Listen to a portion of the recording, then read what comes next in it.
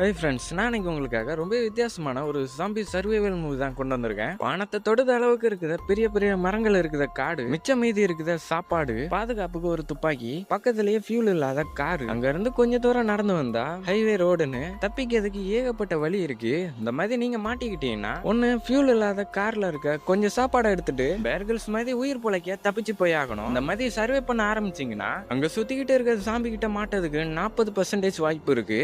ரெண்டாவது, நீங்க இந்த காட்டுக்குள்ளேயே உயிர் பிழைச்சி இருக்கணும்னு ஆசைப்பட்டீங்கன்னா மிச்சம் இருக்க சாப்பாடை சாப்பிட்டுட்டு சாப்பிடறதுக்கு சாப்பாடு இல்லாம பசிலேயே அந்த இடத்துலயே சாகிறதுக்கு 60% வாய்ப்பு இருக்கு. இந்த மாதிரியான சுச்சுவேஷன்ல கடந்த ஒரு வருஷமா ஒருத்தங்க இந்த காட்டுக்குள்ள வாழ்ந்துகிட்டு இருக்காங்க. இந்த இடத்துல குளிக்கிறதுக்கு ஷாம்பு சோப்புன்னு ஒண்ணும் கிடையாது. அதுக்கு பதிலா களிமண்ணை யூஸ் பண்ணாங்க. இந்த காட்டை சுத்தி திரும்பி பார்க்க இடம் பூராமே பச்சை பசேன்னு புல்வெளிகள் மட்டும்தான் இருக்கு. போர் அடிச்சா கேட்கறதுக்கு ரேடியோ, அதுவும் அந்த சிக்னல் இந்த இடத்துல மட்டும்தான் கிடைக்கும். இந்த ரேடியோலயும் ஸ்பானிஷ்ல பேசிக்கிட்டு இருக்காங்க, ஒண்ணுமே புரியாது. இருந்தாலும் அவங்களோட தனிமையை மறக்க இந்த ரேடியோவை கேட்காங்க. போனா தனிமையில இருக்கலாம். ஆனா ஸ்டார்டிங்ல எனக்கு ஒரு அழகான ஃபேமிலி இருக்கு. இந்த டைம்ல தான் இது எல்லாமே ஆரம்பிக்கி அந்த இடத்துல வைரஸ் பிரேக் அவுட் நடக்கு. அவங்களும் அவங்களோட ஹஸ்பண்ட் ஜேசன் கூட சேர்ந்து இங்க இருந்து எல்லாத்தையும் பேக் பண்ணிட்டு கிளம்ப முடிவு எடுக்காங்க. இந்த மாதிரி பழைய ஞாபகங்கள் ஆனுக்கு அப்பப்போ வரும். இந்த காட்டுல சர்வே பண்ணி வாழறதுக்கு இந்த காட்டு விலங்குகளோட டிஸ்பிஸையும் எடுத்து வச்சுக்கிட்டாங்க. இதை எடுக்கிறதுக்கு இன்னொரு காரணமும் இருக்கு, அது போக போக தெரிஞ்சுக்கலாம். அதுக்கப்புறமா ஆனும் அவங்க உடலுக்கு தேவையான புரோட்டீனுக்கு இந்த மரப்பட்டைகள்ல இருக்க புழுக்களையும் சேகரிக்காங்க. கடைசியா ஜேசன் கொடுத்துட்டு போன அந்த புக்ல எதெல்லாம் சாப்பிடணும் சாப்பிடக்கூடாதுன்னு போட்டிருக்கு. அதை பார்த்து அங்க இருக்க பெரிஸ் எல்லாம் கலெக்ட் பண்ணாங்க. அங்க இருக்க மிருகங்களை பிடிக்க ட்ராப்பும் வைக்காங்க. இந்த மாதிரி அவங்க வாழ்க்கையில சாப்பாடுக்காக தினமும் ஏதாட்டும் பண்ணி ஆகணும். நான் அவங்களுக்கு அந்த புழுக்கள் மட்டும் ஒத்துக்கல, அவங்களுக்கு உடம்பு சரியில்லாம ஆகிருது. இந்த டைம்ல ஆனுக்கு பழைய ஞாபகங்கள்லாம் வருது. ஆனுங்க வர்றதுக்கு முன்னாடி சிட்டியை விட்டு தப்பிச்சு வர அங்க இருந்து கார்ல ரொம்ப தூரம் டிராவல் பண்ணி போறாங்க. பக்கத்துல இருக்க ரேடியோலையும் ஒரு ஆள் அந்த வைரஸோட அறிகுறி எல்லாம் சொல்றாரு. அதாவது வாந்தி, மயக்கம், வயிற்று பகுதியில சிவப்பு கலர் ரேஷஸ் மாதிரி இந்த மாதிரியான அறிகுறிகள் இருந்தா அவங்க அந்த வைரஸால பாதிக்கப்பட்டவங்க. அங்க இருந்து போகும்போது இவங்களே மாதிரி ஒரு ஃபேமிலி இந்த வைரஸ்க்கு தப்பிச்சு அங்க இருந்து போயிட்டு இருக்காங்க. அந்த சுச்சுவேஷன்ல ஆனால அவங்களுக்கு ஹெல்ப் கூட பண்ண முடியல. அதுக்கப்புறமா ஆனா அங்க இருந்து அவங்களோட காருக்கு வராங்க. இந்த மாதிரி அன்னைக்கு நாளும் முடியுது. அதுக்கு அடுத்த நாள் கேம்ப்ல வச்சு அவங்க சாப்பிட்டுட்டு இருக்க அந்த பிஸ்கட் இன்னும் எத்தனை நாள் வரும்னு தெரியல, சீக்கிரமே காலியாகும் போது. அதனால அவங்க செட் பண்ண ட்ராப்ல எதுவும் மாட்டிருக்கான்னு வந்து பாக்காங்க. ஆனா அதுலயும் ஒண்ணு மாட்டல. இந்த மாதிரி அன்னைக்கு நாள் ரொம்ப மோசமா போகுது. வெள்ளையும் ஜோரா மழை பெஞ்சுக்கிட்டு இருக்கு. இந்த மாதிரி ஆன் சர்வே பண்ண காரணமா இருந்தது ஜெய்சன் மட்டும்தான். நான் அவரும் சர்வேவரா வேலை பார்த்துட்டு இருந்ததுனால இந்த காட்டுல எதை சாப்பிடணும் சாப்பிடக்கூடாது, எப்படி கன்னை யூஸ் பண்ணணும், ஒருவேளை ஜேசன் இல்லாம போனாலும் அவங்க இந்த காட்டுல தனியா சர்வே பண்ணதுக்கு என்னெல்லாம் செய்யணுமோ அது எல்லாத்தையுமே கத்து கொடுத்துருக்காரு. ஆனாலே ரொம்ப நேரம் எப்படியே சும்மா உட்கார முடியாது. அவங்க கையிலேயே அவங்களோட பொண்ணுக்காண்டி வாங்கி வச்சிருந்த ஒரு டாய் ஒண்ணு இருக்கு. இதை பார்த்தவரமா அங்க இருந்து வேட்டையாட கிளம்புதாங்க. அங்க சுத்திக்கிட்டு இருக்க ஜாம்பிஸும் ஒருத்தவங்களோட ஸ்மெல்ல வச்சும் அவங்களோட ரத்த வாடகை வச்சும், ஏன் சுருக்கமா சொல்ல போனா சின்ன சத்தம் கேட்டாலும் அந்த ஜாம்பிஸ் அந்த ஆட்களை தேடி வந்துடும். அதனால அவங்க கையை வெட்டி கொஞ்சம் ரத்தத்தையும் எடுத்துக்கிட்டாங்க. இப்ப அவங்களோட ஸ்மெல்ல மறைக்கதா இந்த காட்டுக்குள்ள இருந்து எடுத்த இந்த மிருகங்களோட டிஸ்பிஸ அவங்களோட பாடியில பூசிக்கிட்டாங்க. அதுல கொஞ்சம் பக்கெட்லயும் இருக்கு. அவங்க ஹைவே பக்கத்துல இருக்க அந்த வேலி ஓரமா அவங்க வச்சிருந்த பொம்மைய கெட்டி தொங்க விட்டு ஆன் பண்ணி விட்டுட்டு அவங்க கொண்டு வந்த ரத்தத்தை அதுக்கு மேல பூசி விட்டுட்டு அங்க இருந்து கிளம்பிடுறாங்க. இப்ப இந்த ஸ்மெல்ல கண்டுபிடிச்சி ஜாம்பிஸும் வர ஆரம்பிக்கி ஆனா அங்க இருந்து காட்டுக்குள்ள போறாங்க. காட்டுக்கு நடுவுல இந்த வேலிக்குள்ள ஒரு வீடு ஒண்ணு இருக்கு. இந்த வேலிக்குள்ள இருக்க சின்ன கேப் வழியா உள்ள வந்து வீட்டுக்குள்ள சாப்பாடு தேட வந்திருக்காங்க. அங்க இருந்து சத்தமே இல்லாம அந்த வீட்டுக்குள்ளேயும் வராங்க. ஆனா அந்த இடத்துல இருந்த 2 பேரும் ஏற்கனவே இறந்துட்டாங்க. அவங்க கிட்ட இருந்த ஷார்ட் கன் எடுத்து பார்த்தா அதுல புல்லட்ஸ் இல்ல. சீக்கிரமே எப்போ வேணாலும் அந்த ஜாம்பிஸ் அந்த இடத்துக்கு வந்துடும். அதனால வேகமா அங்க இருக்க சாப்பாடு எல்லாம் எடுத்து பேக்ல வைக்காங்க. நான் வெளில வரும்போது பக்கத்துல இருந்த குப்பை தொட்டியை தட்டி விட்டுருந்தாங்க. இப்ப அந்த சத்தத்தை கிட்ட ஜாம்பிஸ் எல்லாம் பின்னாடி துரத்திட்டு வருது. அந்த மாதிரி வேகமா போகும்போது அந்த வேலி குத்தி அவங்க வயிற்றுல ரத்தம் வர ஆரம்பிக்கி சாம்பி கிட்ட மாட்டிடக்கூடாதுன்னு பயத்திலே எடுத்த கொஞ்சம் பொருள் சில பொருள் கீழே விழுது. ஆனா அவங்க அதை கூட எடுக்காம அங்க இருந்து தப்பிக்க ரோட்டு ஓரமா வச்சிருந்த அந்த பக்கெட்ல இருக்க டிஸ்பிஸையும் அவங்க மேல ஊத்திட்டு அவங்க உடம்போட ஸ்மெல்ல மறைச்சு அங்க இருந்து தப்பிக்காங்க. என்னதான் அங்க இருந்து தப்பிச்சாலும் காயம் ரொம்ப ஆழமா பட்டிருக்கனால ஊசி நூலை வச்சு அந்த இடத்த தச்சிட்டு எப்பவும் போல அந்த ரேடியோ கேட்க மேல மலைக்கு வராங்க. இப்படியே ஜஸ்ட் மிஸ்ல ஆன் அந்த இடத்துல தப்பிச்சாலும் இதே மாதிரி சாப்பாடு தேட போய் தான் ஜேசன் அந்த ஜாம்பி கிட்ட மாட்டி இந்த வைரஸால பாதிக்கப்பட்டதும் ஆனை கூட்டிட்டு அங்க இருந்து கிளம்பிடுறாரு. இந்த டைம்ல தான் ஆன் கிட்ட ஒன்னு சொல்றாரு. அந்த ஜாம்பிஸ் எல்லாம் அவங்களை எப்படி கண்டுபிடிக்குதுன்னா அவங்களோட வாசனை வச்சும் அவங்களோட பிளட் வச்சிருந்தா அதுங்க கண்டுபிடிக்கும். இது ரெண்டையும் அவங்களால மறைக்க முடிஞ்சா அந்த ஜாம்பி கிட்ட இருந்து அவங்க ஈஸியா தப்பிச்சிடலாம். ஜேசன் அன்னைக்கு சொன்னதுனாலதான் ஆனும் இது வரைக்கும் உயிரோட இருக்காங்க. அதுக்கு அடுத்த நாளே ஆனும் நேத்து விழுந்து அந்த சாப்பாடு எடுக்கிறதுக்கு மறுபடியும் அந்த இடத்துக்கு போறாங்க. இந்த மாதிரி அந்த இருக்க எல்லா சாப்பாடையும் எடுத்துட்டு அங்க இருந்து காட்டுக்கு மறுபடியும் போகும்போது அந்த பக்கமா தப்பிச்சு போயிட்டு போயிட்டு இருக்க 2 பேத்த ஆன் பாக்காங்க. அதுல ஒருத்தனுக்கு ரொம்ப அடிபட்டு இருக்கு. அந்த ஆள் அந்த வைரஸால பாதிக்கப்படல. இது தெரிஞ்ச ஆனும் அவங்க 2 பேத்துக்குமே ஹெல்ப் பண்ணா. அந்த ஆளுக்கு தலையில ரொம்ப பிளட் லாஸ் ஆகுது. இந்த பிளட் நிறுத்ததுக்கு கையில இருக்க துணியை யூஸ் பண்ணா. கூட இருக்கவளோட பேரு ஒலிவியா, இந்த கீழே இருக்கனோட பேரு கிறிஸ். ஆனும் ஒலிவியாவும் சேர்ந்து கிறிஸ் அங்க இருந்து ஆனோட இடத்துக்கு கூட்டிட்டு போறாங்க. ஆனா அவங்க 2 பேத்துக்காக டென்ட்டை ரெடி பண்ணி கொடுக்கா. கிறிஸ் வந்து ஒலிவியாவோட ஸ்டெப் ஃபாதர். ஒலிவியாவோட அம்மாவும் வைரஸால பாதிக்கப்பட்டாங்க. அதனால இப்போ ஒலிவியாக்கு இருக்க ஒரே சொந்தங்கிறது கிறிஸ் மட்டும்தான். அதுக்கு அடுத்த நாள் ஆனோ அவங்க ரெடி பண்ண அந்த கேம்ப்ல தீ மூட்டுதாங்க. இப்போ அந்த இடத்துக்கு வந்து ஒலிவியாவும் ஆனுக்கு ஹெல்ப் பண்ணா. அதுக்கப்புறமா ஆனா அவங்க டே பூரா பண்ண எல்லா வேலையும் ஒலிவியாவுக்கும் கத்து கொடுக்காங்க. இந்த மாதிரி அன்னைக்கு டே பூரா போகுது. அன்னைக்கு நைட்டு ஒலிவியா ஆனோட ரேடியோவை பார்த்துக்கிட்டு இருக்கா. ஆனா அது வேலை செய்ய மாட்டேங்குது. அதனால ஆனோ ஒலிவியா அந்த ரேடியோ கேட்கறதுக்கு அங்க இருக்க அந்த மலைப்பகுதிக்கு கூட்டிட்டு வரா. இந்த ரேடியோல சிக்னல் கிடைக்கும். ஆனா அதுல பேசவங்க ஸ்பானிஷ்ல பேசுறதுனால 2 பேருக்குமே புரிய மாட்டேங்குது. இந்த ரேடியோல பேசவங்க வடக்கு பகுதியை சேர்ந்தவங்களா இருக்கலாம். ஏன்னா அங்கதான் வைரஸ் தொற்று பரவலான்னு ஒலிவியாவும் கிறிஸும் அங்க இருந்து கிளம்பி போயிட்டு இருந்திருக்காங்க. இந்த எல்லா விஷயமே எனக்கும் தெரிய வருது. அதுக்கப்புறமா 2 பேரும் அங்க இருந்து மறுபடியும் கேம்புக்கு வராங்க. அந்த இடத்துல கிறிஸும் உடம்பு கொஞ்சம் சரியானதுக்கு அப்புறமா அங்க இருந்து வெளில வந்து உட்காந்துருக்கான். அதுக்கப்புறமா கிறிஸ் ஆன் பண்ண எல்லா ஹெல்ப்புக்கும் நன்றி சொல்றான். அதுக்கு அடுத்த நாள் காலையில எப்பவும் போல நல்ல மழை பெஞ்சிட்டு இருக்கு. பெஞ்ச மலையில கிறிஸும் ஒலிவியாவும் தங்கி இருந்த கேம்ப் உடஞ்சு போகுது. அதனால அவங்க 2 பேரும் ஆன் தங்கி இருக்க காருக்குள்ள வராங்க. அங்க வச்சு அவங்க சாப்பிடுறதுக்கு கொஞ்சம் சாப்பாடும் ஆன் கொண்டு வந்து கொடுக்கா. கிறிஸோட ஒய்ஃப் இறந்து போயிட்டாங்க. அதே மாதிரி ஹேனோட ஹஸ்பண்டும் இறந்து போயிட்டாரு. மதியம் அவங்க 2 பேரும் இப்போ ஒரே சுச்சுவேஷன்ல தான் இருக்காங்க. இந்த மதியம் அன்னைக்கு நாள் முடியுது. மிச்சம் இருக்க சாப்பாடை 2 பேரும் சேர்ந்து சாப்பிடுதாங்க.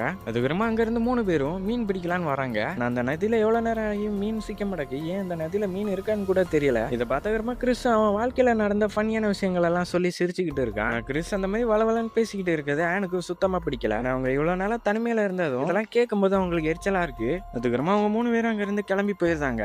நைட்டு கூட கிறிஸ் ஆன் கிட்ட நீ காலையில நடந்ததை பத்தி கேட்டுக்கிட்டு இருக்கான். அந்த டைம்ல ஆனுக்கு ஜேசனோட ஞாபகம் வருது. மாதிரி அவங்க 2 பேரும் அன்னைக்கு நைட் பேசிக்கிட்டு இருக்காங்க. ஆனோட பொண்ணுக்கு உடம்பு சரியில்லாம போகுது. அவங்க சாப்பிட்டதுக்குமே சாப்பாடு தீர்ந்துட்டு அதனால யாராட்டும் ஒருத்தங்க இந்த சாப்பாடை கொண்டு வந்தாகணும். அதுக்காக ஜேசன் அந்த சாம்பி கிட்ட இருந்து தப்பிக்க களிமண்ணை மேல பூரா பூசிட்டு அங்க இருந்து கிளம்புதாரு. அப்படியே அடுத்த நாள் ஆகுது. ஆனும் தூங்கி முழிச்சதுக்கப்புறமா எப்பவும் போல சாப்பாடை தேடி அங்க இருந்து கிளம்பி போயிருந்தாங்க. அதுக்கப்புறமா ஒலிவியாவும் அங்க இருந்து தூங்கி முழிச்சதும் ஒரு இடத்துல வந்து உட்கார்ந்துருக்கா. இப்ப அந்த இடத்துக்கு கிறிஸும் வரான். அந்த இடத்தையும் ஆனையும் ஒலிம்பியாவுக்கு சுத்தமா பிடிக்கல. அதனால அந்த இடத்த விட்டு போறதை பத்தியே யோசிச்சுக்கிட்டு இருக்கா. ஆனா கிறிஸ் ஆன் செஞ்ச உதவிக்கு நன்றி கடனா இருக்கணும்னு ஆசைப்படுதான். அதுக்கப்புறமா ஒலிவியாவும் அங்க இருந்து ஆனுக்கு ஹெல்ப் பண்ண வரா. அவங்க அந்த மரப்பட்டைகள்ல புழுக்களை தேடிக்கிட்டு இருக்கும்போது ஒலிவியாவும் அவளால முடிஞ்ச ஹெல்ப் பண்ணா. அந்த டைம்ல அவ வச்சிருந்த கத்தி அவளோட கையை கிழிக்க பார்த்தா ஆனு ஒலிவியாவுக்கு கையெல்லாம் வாஷ் பண்ணி பேண்டேஜ் போட்டு விடுதாங்க. அந்த டைம்ல ஒலிவியாவும் அவங்க ஃபேமிலியை பத்தி கேட்க ஆரம்பிக்கா. இப்பதான் ஒலிவியாவுக்கு ஒரு விஷயம் தெரிய வருது. ஆனோட பொண்ணு ஹஸ்பண்ட்னு யாருமே இப்போ உயிரோட இல்லன்னு. அதுக்கப்புறமா 3 பேரும் சேர்ந்து மிச்சம் மீதி இருக்க பிஸ்கட்டுகளை சாப்பிடுதாங்க.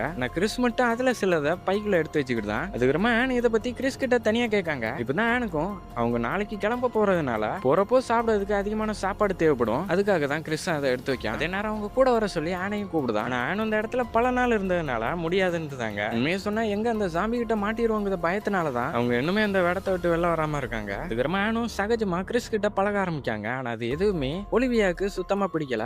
எங்க கிறிஸ் அவளை விட்டுட்டு போயிருவாங்க அங்க பயத்துலதான். நைட்டு கூட 2 பேரும் ஜாலியா இருக்காங்க. ஆனா ஒலிவியா மட்டும் தனியா உட்காந்துருக்கா.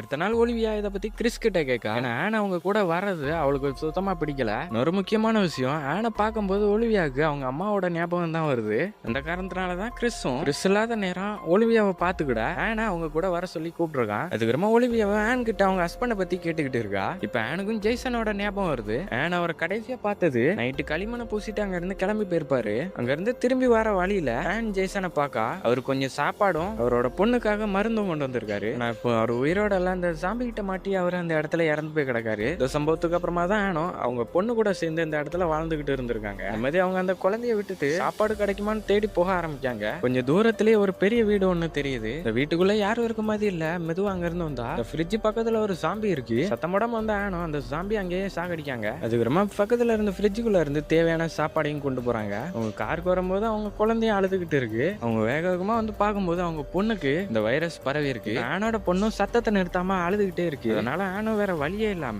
ஜேசன் கொண்டு வந்த மருந்து எல்லாத்தையும் ஒன்னா கலக்கி அதுல கொஞ்சோண்டு அவங்க ரத்தத்தை விட்டு இந்த பால் டப்பால வச்சு அந்த குழந்தைக்கு கொடுக்காங்க. அந்த குழந்தையும் சாப்பிடுது. இந்த மாதிரி ஆனோட கையால அவங்க குழந்தையும் இறந்து போகுது. இப்ப அன்னைக்கு நைட்டு ஒலிவியாவை பார்த்தா ஆனோட கார்ல இருந்து அந்த பாடி லோஷனை எடுத்து அவன் மேல பூசிக்கிடுதா. விடிய காலைல எங்கனால 2 பேரும் எரிக்கிறதுக்காக விரவை கொண்டு வர போயிருந்தாங்க. நம்ம ஒலிவியாவும் அவங்க வர டைம் ஆகிட்டனால அங்க இருந்து ரேடியோ கேக்கு அந்த மலைக்கு வந்துருதா. ஒரு பக்கம் ஆனை பார்த்தா அவ கார்ல வந்து பார்க்கும்போது அவளோட ரேடியோவை காணும். நான் ஒரு பக்கம் ஒலிவியாவை பார்த்தா அங்க இருந்து திரும்பி வரும்போது போது பக்கத்துல ஒரு ஜாம்பி வந்து நிக்கி இந்த ஜாம்பிஸ் தேடி வந்துடக்கூடாதுன்னு தான் இந்த பாடி லோஷனை யூஸ் பண்ணாம வச்சிருந்திருக்கா. நான் இது தெரியாம யூஸ் பண்ண ஒலிவியாவை அந்த ஜாம்பி துரத்த ஆரம்பிக்கி. அவ கத்துன சத்தத்தை கேட்டதும் 2 பேரும் அங்க இருந்து ஓடி போறாங்க. நான் கொண்டு போன அந்த துப்பாக்கியில புல்லட்ஸ் இல்ல, மறந்து போய் அதை கார்ல விட்டுட்டு போயிட்டா. இப்ப கரெக்டா அந்த ஜாம்பி ஒலிவியாவை கடிக்க வர நேரத்துல கிறிஸ் வந்து காப்பாத்தான். ஆனா இப்ப கிறிஸ் அந்த ஜாம்பி கிட்ட மாட்டிடுதான். இப்ப கிறிஸ காப்பாத்த ஆனும் கண்ணை வச்சு ஷூட் பண்ண பாக்காங்க. அந்த கண்ணை சுட மடக்கு. அதனால அந்த கண்ணை வச்சு அந்த ஜாம்பியோட தலையை நசுக்கி அந்த இடத்துல சாகடிக்காங்க. அங்க இருந்து வந்ததுக்கு அப்புறமா கிறிஸ் எல்லாருக்கிட்டையும் அங்க இருந்து கிளம்பணும்னு சொல்றான். நான் அந்த இடத்த விட்டு வரமாட்டேன்றதா.